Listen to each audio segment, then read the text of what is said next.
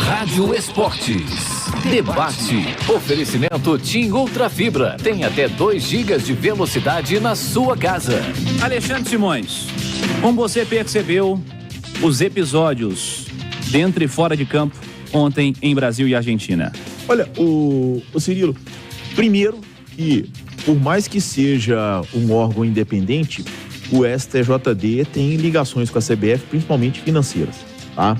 A partir do momento que a CBF, que é a entidade máxima do futebol brasileiro, não consegue organizar um jogo, o STJD precisa rever o tipo de punição que ele está dando. Eu já tinha falado disso aqui há muito tempo. A questão é muito maior do que ficar fazendo clube pagar pena sem torcedor em campo. Tá? O Santos já sofreu com isso nesse Brasileirão, o Vasco já sofreu, o Coritiba vai sofrer e o Cruzeiro vai sofrer, inclusive, a partir de hoje. E a CBF? O que aconteceu ontem no Maracanã? Para mim, do ponto de vista segurança, é mais grave do que a briga de Curitiba. Por quê? Porque ali tinha um tanto de inocente envolvido. Sendo empurrado, sendo massacrado. E a pancada rolando indiscriminadamente. Exatamente. Né? Todo mundo. Em Curitiba foram os bandidos. Todo mundo desde que fosse argentino também. Em Curitiba os bandidos entraram pro campo e aí brigaram entre eles, né? Até porque os jogadores do Cruzeiro correram. A impressão que a gente tinha era de que talvez aqueles torcedores pudessem ter invadido o campo para poder brigar com o jogador. Mas de toda forma, ali ninguém que não quisesse estava em risco, tá? No Maracanã, assim, a gente viu cenas de mãe saindo com criança de colo, de uma cena de batalha, de familiar de jogador. Exatamente. Então, é gravíssimo o que aconteceu no Maracanã. Qual a posição da CBF em relação ao que o STJD faz com os clubes no Brasil? E são todo ano tem essa coisa. A gente precisa combater a criminalidade dentro do estádio de futebol. E é fácil de combater. Se pegar o vídeo lá de Curitiba, vai dar para identificar quase todo mundo que estava dentro de campo. Quase todo mundo. E a polícia estava fazendo, sabe o quê? Botando nego para correr, para voltar para a torcida. Do ponto de vista dentro de campo, uma tragédia, né? A seleção brasileira precisa rever tudo. Ô Ale, muito triste pra quem gosta de futebol o episódio de ontem, né, Ale? Ah, muito, né? E aí fica um jogo de empurra, né? Porque a CBF empurra pra segurança pública, a segurança pública empurra pra CBF. A CBF tem uma defesa que eu acho muito pobre, né? Fala que é o padrão dos jogos da FIFA e mas evidentemente que isso não se encaixa com o Brasil e a Argentina com tanta tensão, né? 2 semanas atrás, torcidas brasileiras e Argentina pararam o Rio de Janeiro por conta de briga na rua, né? Só isso, né? E fora o histórico, né, de Copa do Mundo aqui, em que os argentinos fizeram um milhão de coisas, né?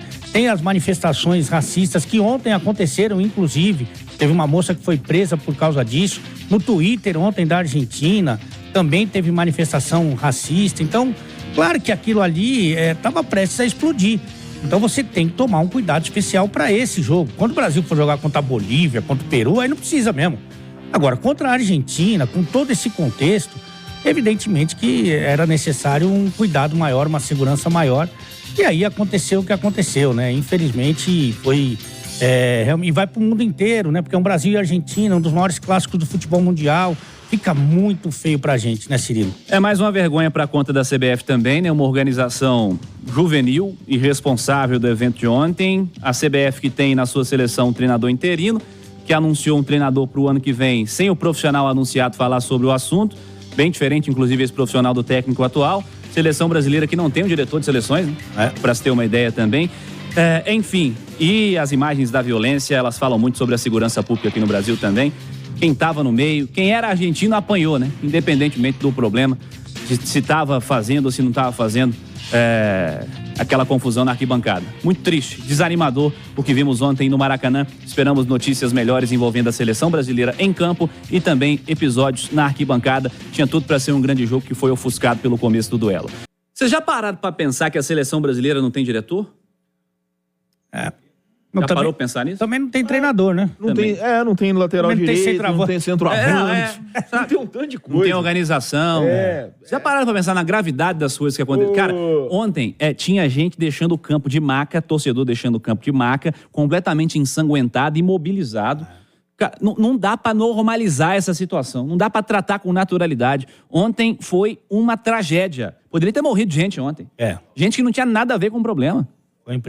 Foi impressionante mesmo e E lamentável. Agora, você sabe que eu tô louco pra falar uma coisa também que eu não concordo. Pode né? falar. Que também não tem imprensa, né? Porque tem uma parte do pessoal que cobre a seleção que, assim, de uma forma meio que absurda, parece assessor de imprensa da CBF. Tem muito.